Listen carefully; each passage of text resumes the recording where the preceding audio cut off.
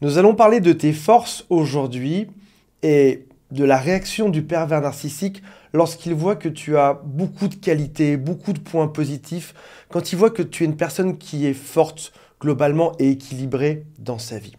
Les choses que je vais vous révéler aujourd'hui peuvent paraître dingues. Si jamais tu n'as pas vécu avec un pervers narcissique, cette vidéo te paraîtra folle. Tu diras, c'est impossible que ça existe sur Terre. Maintenant, si tu as vécu avec une personne qui est perverse narcissique, tu vas dire oui, ça y est, ce que j'ai vécu a du sens grâce à cette vidéo. J'ai enfin compris ce qui se passait dans sa tête de personne folle. On démarre dans un instant. Avant, si vous le souhaitez, abonnez-vous à la chaîne. Il y a aussi un quiz qui s'appelle Est-ce que cette personne est perverse narcissique ou pas? Si vous le souhaitez, contactez-moi. Il y a un lien qui est juste en dessous. La chose bizarre, c'est que tu as des forces, tu as des qualités. Tu as même été choisi pour ça. Et au début, le premier rapport qu'il a avec tes qualités, c'est d'être épaté. Il te rencontre et il se dit « Waouh, cette personne est super forte. Cette personne est super belle, super intelligente. » On a tous une force au final. Ça peut être une force sociale, on a plein d'amis, une force financière, on a de l'argent, une forme de stabilité, une beauté, une gentillesse, confiance en nous, on peut avoir une maison. On a tous quelque chose qui fait qu'on a des qualités et des défauts. Et là, en l'occurrence, il y a une qualité chez toi qui l'a beaucoup séduit. Il s'est dit, une personne qui a des qualités pareilles, elle est très séduisante. Et j'ai envie de m'en rapprocher et qu'on se mette en couple ensemble. Tu deviens ce qu'on va appeler une bonne cible, grâce à tes qualités. Ils se disent deux choses. La première, c'est, cette personne a des qualités, je vais pouvoir me les attribuer par la suite. En gros, c'est, j'aurai l'air bien parce que ma proie a l'air bien. Admettons que tu aies beaucoup d'amis, en étant avec toi, tes amis deviennent un peu ses amis aussi. Mettons que tu aies beaucoup d'argent, ton argent devient un peu ton argent. Une belle maison, etc., etc. De la gentillesse, de la popularité, quoi que tu aies. Et il se dit que tes qualités seront les siennes. Il y a aussi autre chose. Plus tu as de qualités, plus tu seras un adversaire intéressant à détruire. On en reparle dans un instant. Donc ça, c'est la toute première considération qu'il a vis-à-vis de tes qualités et de tes forces. Et puis, ce sujet va devenir une forme de rumination en lui. Ça va devenir le centre de ses préoccupations. Il va penser non-stop aux qualités que tu as et comment est-ce qu'il pourrait bien plus se les attribuer à lui-même. Il a, on le sait, un besoin de monter en valeur. Un pervers narcissique, par défaut, n'a pas réussi grand-chose dans sa vie. Toi, tu es stable, tu es accompli, tu as aussi plein de choses, lui pas. Et donc, il se dit que tu as cette valeur-là, il doit te dépasser. C'est important pour lui d'être au-dessus de toi. Et tu arrives dans ce qui s'appelle une relation bras de fer. Dis-moi en commentaire si c'est vrai ou pas. Tu as l'impression de toujours combattre quelqu'un. C'est bizarre parce qu'on est en couple, on devrait être là l'un pour l'autre, alors que dans les faits, au quotidien, tu es en train de lutter pour plein de sujets en permanence. Tu es son adversaire, au tout début tu étais son héros, son héroïne, et aujourd'hui tu es la mauvaise personne, tu es le méchant, et tu passes ton temps à te justifier.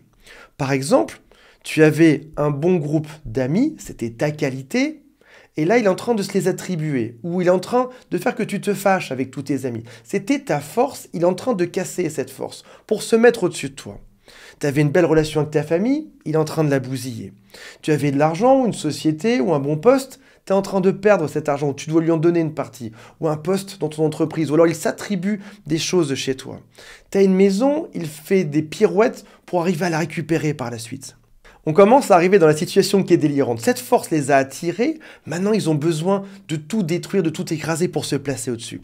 Et au passage, ils se demandent, mais comment ça se fait que tu aies cette force ou ces qualités? Ils t'ont choisi pour ça, initialement. Mais au bout de quelques mois, ils ne comprennent pas. Comment ça se fait que ma proie ait cette force? Comment c'est possible? Alors qu'eux ne la possèdent pas.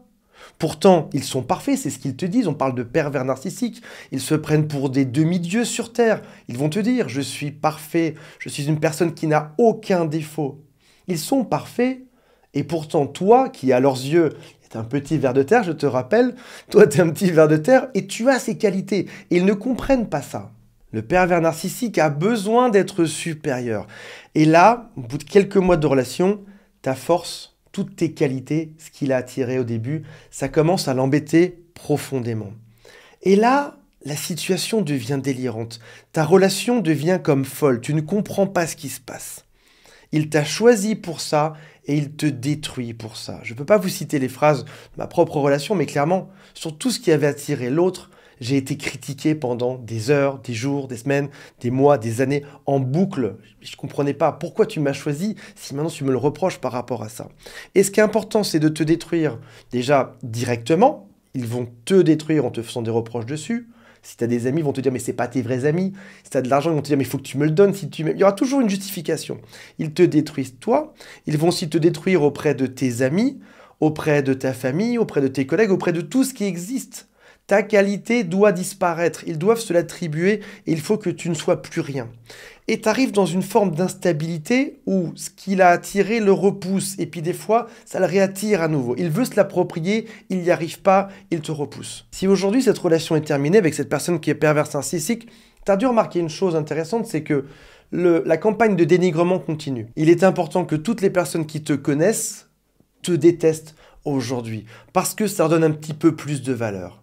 Ils t'ont fréquenté, ils ont tenté d'assimiler toutes tes forces, toutes tes qualités, ils n'ont pas trop réussi. La dernière chose qui leur reste sur Terre, c'est de se dire « il était fort, mais finalement, c'était une mauvaise personne. Moi, je suis meilleur. » Ils vont donc se placer comme une victime qui a dû souffrir à vos côtés et qui est meilleure que vous parce que vous êtes vraiment le diable sur Terre. Donc c'est vraiment une inversion totale des rôles. On arrive encore une fois dans ce fonctionnement cyclique des pervers narcissiques, à aller vers quelqu'un, faire une phase de lune de miel, le détruire, couper la relation, puis faire ses campagnes de dénigrement, et puis ça va recommencer avec la prochaine personne. Ce sont des personnes qui ne sont pas capables de créer quoi que ce soit, et qui vont s'enfermer dans ces cycles toute la vie, on a déjà parlé dans d'autres vidéos, qui ne seront jamais heureux, et plus les années passent, et plus ce sera dur pour eux d'arriver à recommencer ces cycles, et surtout d'être crédibles. Quand ça t'est arrivé une fois, les gens peuvent te croire. Si maintenant, à chacune des relations que tu as, tu racontes les mêmes choses, que tu es tombé sur une personne qui veut te détruire, et que tu essaies de convaincre tout le monde que tous tes partenaires, à chaque fois, sont mauvais, les gens ne les croiront plus au bout d'un moment. Et donc, ils vont se retrouver seuls, et profitent de chaque jour de la chance de t'être éloigné de lui. Voilà mes amis, j'espère que ça vous a intéressé. Mettez-moi des témoignages en commentaire, j'ai hâte de savoir. Salut à tous, bye.